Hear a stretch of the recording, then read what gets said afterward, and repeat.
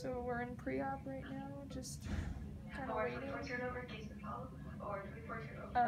So they're gonna take me back and give me the epidural, and then put me under, and that's it. That's where we're at right now. So they're just assembling the team. There's a lot of specialists that have to be in the room at the same time. Several for me, and then several for the baby. So there's 2 patients with this surgery, so it requires a lot of people to coordinate. So anyway, we're just waiting for all that to happen, and so this is probably it. See you on the other side.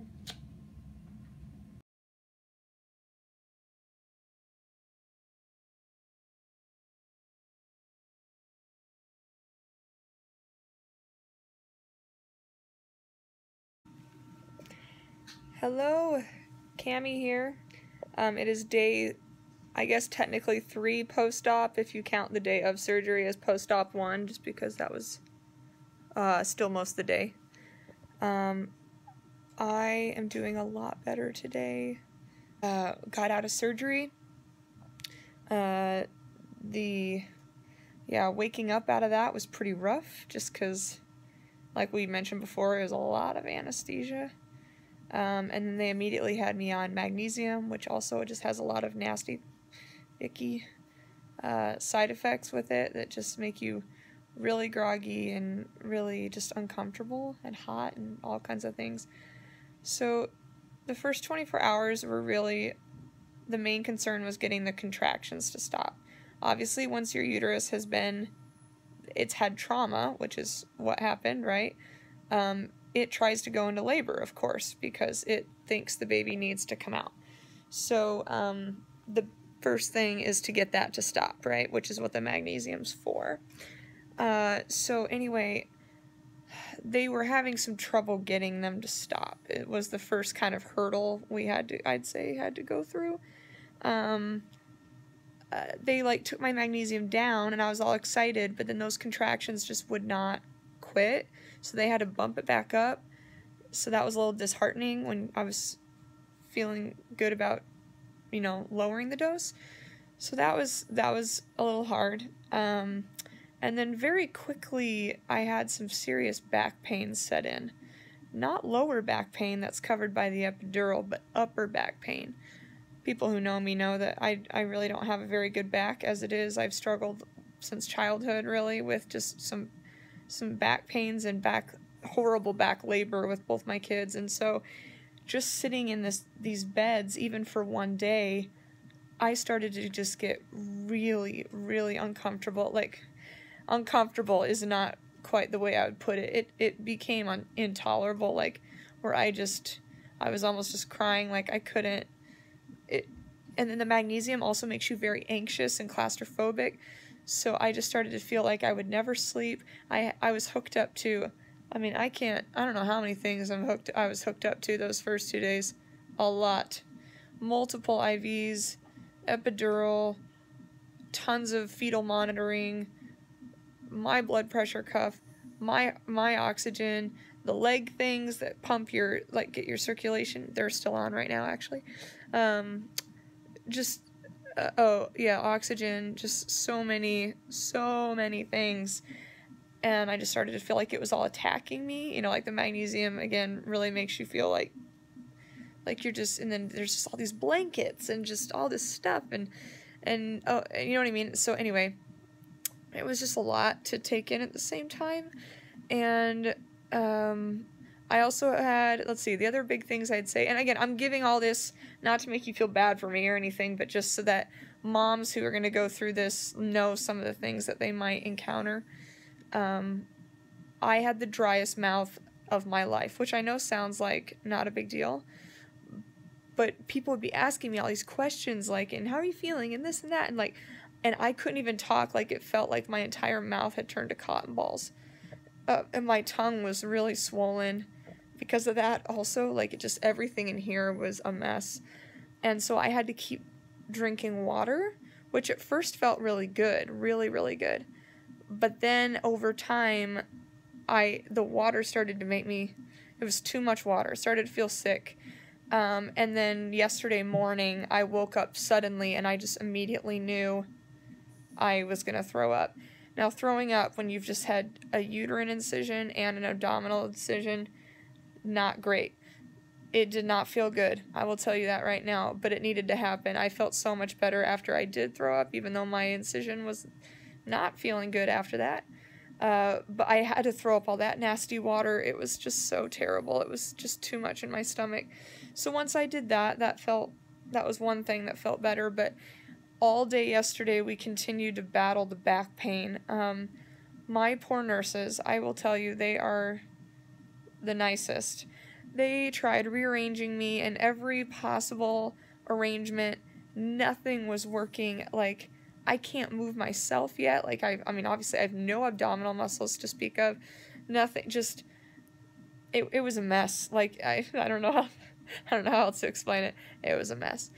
And on top of that, yesterday, the other problem that we were kind of the other hurdle, I guess I would call it, we were trying to get over was my oxygen levels. They just were not good, and every time I did sort of doze off, they would tank kind of more, and the nurses would all not be happy about that. So I had to be on oxygen, like, I just, through the nose yesterday to keep that at an acceptable level, which was fine. That didn't bother me or anything. But as we got into the evening and it wasn't really getting better, that's when the doctors were getting, I think, a little bit more concerned, and they thought they might have heard some wheezing or some liquid in my lungs, which can happen, especially with a surgery where I guess they use a lot of liquid, they were telling us, like, and have to put a lot of liquid back in you. It can happen. So they came in and did a chest x-ray on me. They didn't see any liquid, I don't think, in there, they said, but they still felt like they were hearing it, which they said can happen. So they decided to treat it anyway. So last night I kind of was at a breaking point where I was just so upset. I was in a ton of pain. Again, it was all back pain, nothing to do with my incision or anything. Horrible back pain from sitting here. I was feeling really low because of just the oxygen problem, and it was stressing me out. And like I said, I was still hooked up to 50,000 things, and I was still on the magnesium even. They decided they were happy that my contractions had stopped enough that they felt comfortable lowering that magnesium significantly and then actually taking it out. I guess they even had to take it out to completely fix the oxygen problem. It's just, I was on magnesium, I think, a little bit longer than what they normally do, which they think is part of the problem with why my oxygen I guess the magnesium does affect your oxygen and levels, and I was breathing okay, but I could still feel a lot of, like, just deepness, like, and kind of this chest pain almost when I was trying to breathe. So that was, that doesn't make you feel good or make you feel confident about what's going on. So finally last night, they ordered a muscle relaxant for my back that I just took orally. And within about 10 minutes, I could feel myself falling asleep, which I had not slept really the whole day. Like, I call it snoozing, like where my eyes are closed, but I can still hear people. Like, I know I'm not asleep. But that was the first time I actually slept for, I think it was almost 4 hours. Like, that was the biggest chunk of sleep I've gotten so far since Tuesday or even Monday night. I didn't sleep that well. So anyway, sorry this is long, but I'm trying to cover like 3 days in one go. But anyway, so I fell asleep, and they left me alone after that. I guess they were okay with letting me sleep for a while.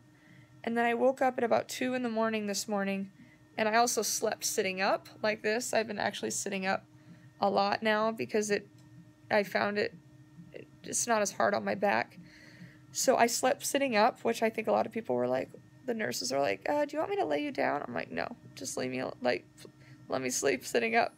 So I slept sitting up, woke up at 2 in the morning, and I literally felt like a new person. I could feel the difference in my breathing, like we had just maybe cleared some of that crap out of there. And yeah, so the muscle relaxant had helped me sleep. my back pain was pretty much gone, like so minimal that it was completely doable. And I woke up at 2 in the morning and I was all excited because I felt like a human for a minute. And I looked around and it was the middle of the night and Daniel was asleep and there was nobody to tell. I was kind of sad. Daniel did wake up actually shortly thereafter and I was able to just look over at him and say, guess what? I feel better.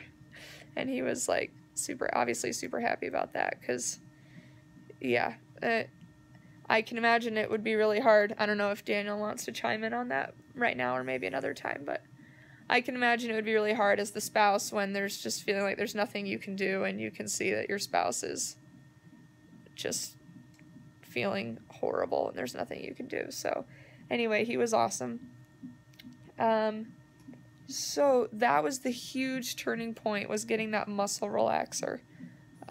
It really helped.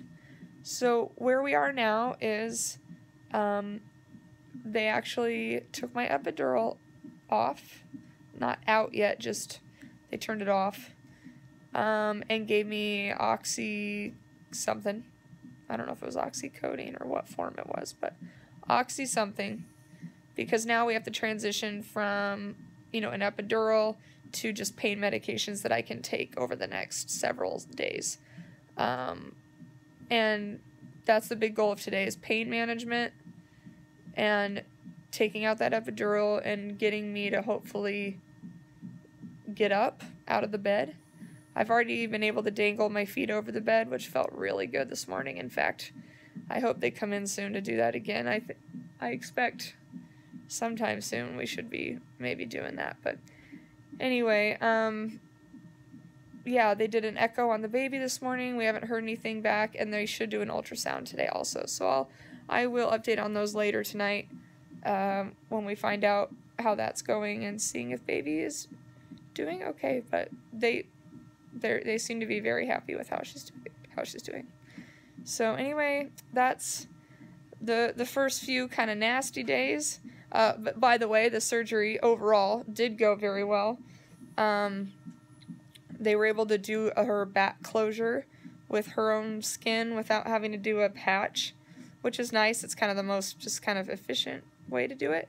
The patch is fine too, but it was nice that they were able to just do that direct closure on her back. She had enough skin to be able to do that. And yeah, they, I don't know if this is TMI, but since my placenta's in the front, they couldn't just go in the front because you can't cut through the placenta. So they actually had to really take my entire uterus out, kind of tilt it so that they could get around that placenta and then cut and do it and then put it back in. So that kind of made the surgery even a little bit more involved than if the placenta had not been in the front. It would have been a little bit easier, but they said it still just went great. And very little blood loss. But everything that it went as well as it possibly could have gone. So thanks for your love and support. I will check in later when we have more to tell. Thanks.